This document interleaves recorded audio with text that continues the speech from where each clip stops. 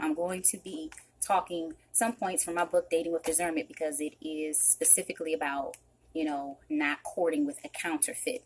So we're going to jump right in. And I'll try to take the questions at the end so that I can get some of the information out first, and then we can go from there. So let's go into counterfeits. We hear that, terminology all the time. So let's get into what it really is. In my book, I define a counterfeit as someone who represents a fraudulent imitation of what we genuinely desire romantically that operates in the spirit of deception.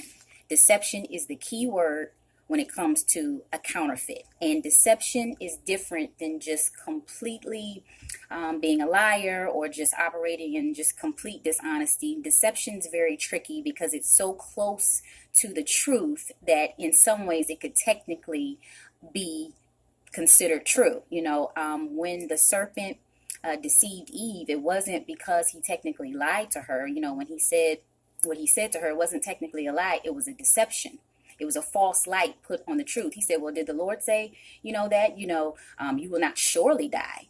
He added the word surely in there because he made her believe she would not immediately die. But what he wasn't telling her is that when you partake of this forbidden fruit, it's going to introduce sin, and that's going to cause the ultimate, death of humanity in terms of dying that way. But he deceived her. He didn't necessarily just lie to her. And so when it comes to a counterfeit, they operate in a spirit of deception where everything they do is to manipulate you for their own purposes, to manipulate you so that they can have some type of control. And why they want to control you, each case is different. It's a case-by-case scenario. For some people, they want to be with you for their own ego purposes. Obviously, they're broken in some ways, so they feel more empowered when they have this level of control.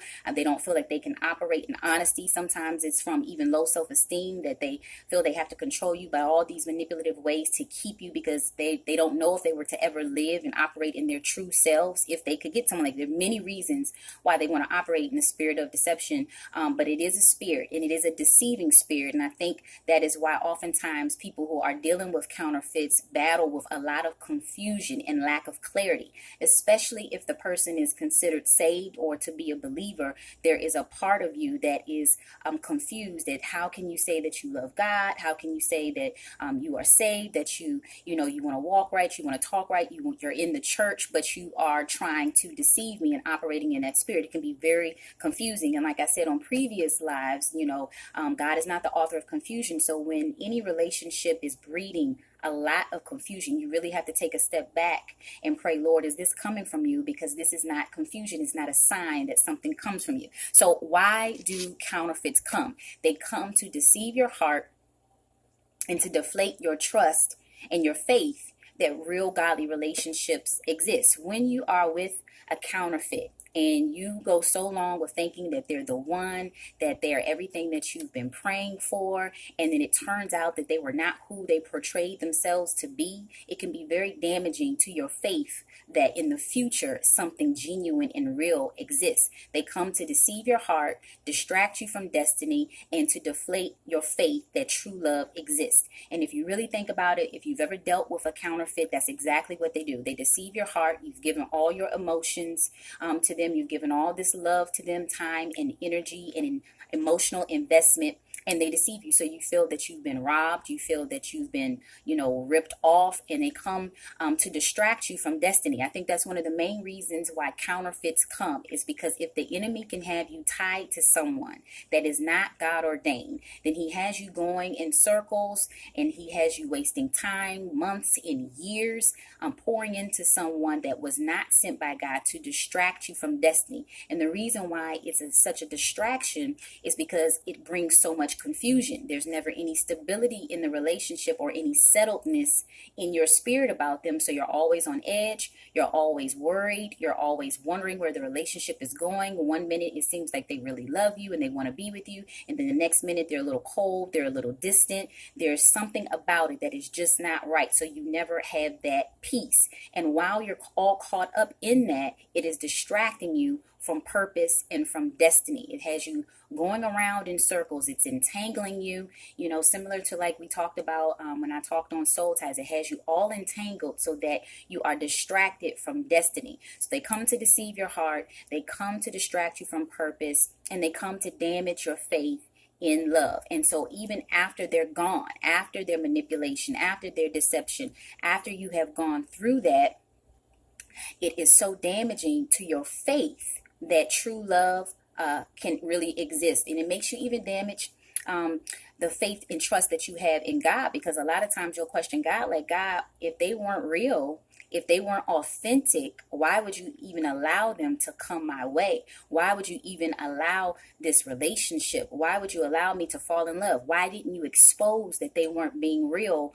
earlier on? Why did you wait until, a year, 2 years, 3 years before you fully showed me who they were? And a lot of times we are putting blame on God that he doesn't deserve. Many times he did show you. Many times he showed you the red flags. Many times he allowed you to pick up things in your intuition and in your discernment, but you ignored it, or you hoped against hope that it wasn't true. And so we can't blame God for allowing relationships. A lot of time we put ourselves in different situations that attracted counterfeits to us. We've put ourselves out there too much. We've made it too clear that we are looking for a relationship. We seem too eager. We made ourselves too accessible. We didn't do enough character witnessing before we agreed to be with them. We fell in love with personality before we evaluated their character. And so we gave them access that they didn't earn, that they didn't truly earn. And this isn't about playing games, cat and mouse, where you have to wait for someone to go through this litany of things before they can prove themselves that they're worthy of you. But there are standards that you have to keep, and you have to keep those standards for enough time for someone to show you who they really are. I talked on the previous live that sometimes people have a personality that they display, but it's character that has to be discerned. And you can't discern something unless you give it enough time for you to observe it. You can't discern something so quickly. As soon as they say hello, as soon as they're treating you nice, as soon as they're charming you, you already believe that that's who they must be. No, anybody can come along for a few weeks or a few months and give you flattery and give you adoration and give you admiration and give you affection. That doesn't take much work at all. You have to give enough time to witness their character and to pray for discernment, to say, Lord, expose anything that me being on cloud nine, or me being infatuated right now, or me being in this honeymoon phase, may blind me from seeing. Take the scales off my eyes and help me to see them for who they truly are. So counterfeits come operating in a spirit of deception. They come, like I said before, to deceive your heart, to distract you from destiny, and to damage your faith in love for the future. Now, what about some of their characteristics? One of the main characteristics of a counterfeit is that they operate in a spirit of subtlety. Very, very subtle. They're not very obvious with their deception. They're not very obvious with their manipulation. They do it in small, subtle doses so that you can barely pick it up. It goes just beneath the radar. If you have strong discernment, after a while, you'll start to pick up on some things and say, that didn't quite sit well with my spirit, or I noticed this, or I noticed that. When you have discernment, you'll start to be sensitive to it. But in the very beginning, it is very hard to pick up some of the subtleties that they operate in. And so you have to be very careful when it comes to subtlety. The serpent, like it says in Genesis, was the most subtle of all the creatures that God had made. He slithers, he keeps a low profile, like we say, a snake in the grass, because it's something that's not very obvious. And so you have to be careful with a counterfeit, because they're going to operate in subtlety. They're not going to come with a glaring sign that says, hey, I'm a counterfeit. Is something that you're going to have to discern. And so you have to sharpen your discernment. And we've talked about that before, and I can do another live specifically on how to sharpen your discernment. But you have to know that they're not going to come very obvious, that they master in subtlety, because they want to creep up on you. That's probably why they're creeps. They creep up on you. They creep up on you slowly but surely, in small doses. In the subtlety, they start showing signs that they're manipulative. They sow little seeds in your head. Well, maybe it's okay for us to sleep together. God knows that we're human and that we have desires. Or, maybe we should, live together. God understands this or that. or, maybe we should do this, or maybe we should do that, or maybe we shouldn't go to church this Sunday. God understands you don't have to go every single Sunday, or maybe you should stop doing this and stop being on this ministry because this or that. There's so many subtle ways. They start sowing little seeds, very, very little seeds. And then after a while, those seeds start growing, and before you know it, they have manipulated you without you being aware. And because your emotions are so attached to them romantically, it's hard to pick up what they're manipulating you with spiritually. Because there can come a point where you're so romantically infatuated that your spirit starts to get desensitized because your desire for them is stronger than your discernment. So watch out for the spirit of subtlety. Another characteristic of a counterfeit is they come with a lot of charm. They come with charm. These are the people, and this is just not about guys, but these are charming people who have the gift of gab. They know just the words to say. They know just what to put in your ear. They know just how to move. They just know, they're so smooth. They got all this swag, if people still use that word. They come to you and they're just so debonair, and it's just a charm that they have. And, this is when you're talking to your girlfriend, say, I don't know, girl, it's just something about him. Like, he is just, it's that charm. Charm can be very, very deceiving. And even in Proverbs, it says, that charm is deceptive. Charm is deceptive. And I just want to go into some characteristics about charm that are in my book. When it comes to charm, let's keep some things in mind. Charm, actually, one of the Hebrew meanings for the word charm is to unite, be joined to, or to tie a magic knot. I want you to think about that. That some of the Hebrew meanings for the word charm are to unite, to be joined to, or to tie in a magic knot. Charm can mean to bewitch or cast spells.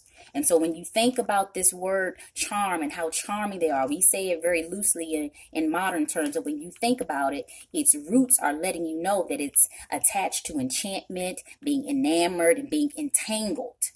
Because it's like a magic knot that they tie you in. So be very careful when someone comes with the spirit of charm, because they're trying to, whether they even know it or not, they may just think that it's a gift. But if put in the wrong hands, it's actually a spirit. It's a spirit that is being used to enchant you. And this is what happens, especially in the honeymoon phase, the very beginning phases of forming a romantic attachment, is you become enamored, you become bedazzled, you become bewitched, enchanted with this person, because it's almost like a spell that they're casting over you. And I'm not using this literally as in a form of witchcraft, but it is a spirit of charm that can be very appealing to your flesh. It can become very, very appealing, and it can get you in tied up, like I said, in a magic knot where it's hard for you to see your way out.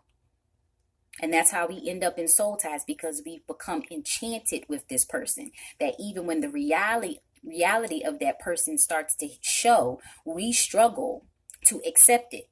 Because they came in with so much charm. They began the relationship with so much charm that it's hard for us to accept that they're not really that person, that was just an act that they put on to enchant you, to get you so mesmerized that it's hard for you to discern in your spirit what's really going on, because they're so satisfying to your emotions and to your flesh. So be careful for the spirit of subtlety. Be careful for the spirit of charm. Let's go into some other characteristics of a counterfeit.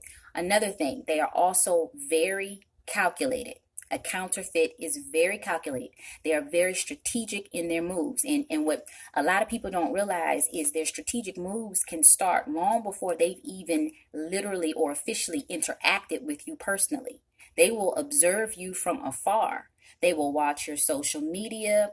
They will watch you from afar. If it's somebody at work, they may, watch you and observe you there. If it's somebody at church, they may, watch you from afar off, and they notice a lot of things. And I talk about them, very specifically in the books. I won't get all into it, but some of the things that they do is definitely observe you from afar before they make their official approach.